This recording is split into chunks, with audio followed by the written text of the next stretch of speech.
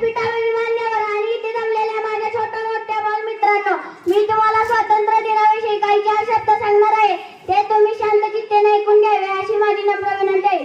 सर्वांना माझा नमस्कार. माझे नाव आरव संतोष काटकर आहे. मी इयत्ता 5वीत शिकतो. आज 15 ऑगस्ट आहे. आज आपण भारताचा स्वातंत्र्य दिवस साजरा करीत आहोत.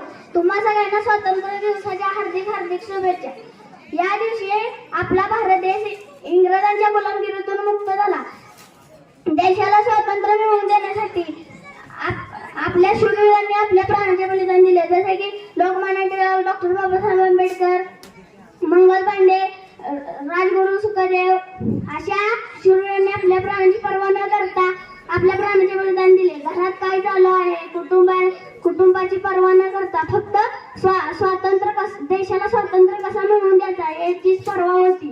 कसे काय ते सहन केले असेल. घरात काही चालू, कुटुंबाची पर्याय नाही. आपण जर कुठे बाहेर गेलो, एकटे असेल घरात कोण, आपल्याला काळजी लागते, पण त्यांना काळजी नव्हती. त्यांचं फक्त एकच ध्येय होतं, भारताला स्वातंत्र्य कसे मिळवून द्यायचे. पण एक दिवस आनंदाचा झाला. आपल्या भारताला स्वातंत्र्य मिळाले आणि तोच दिवस 15 ऑगस्ट म्हणून साजरा केला जातो.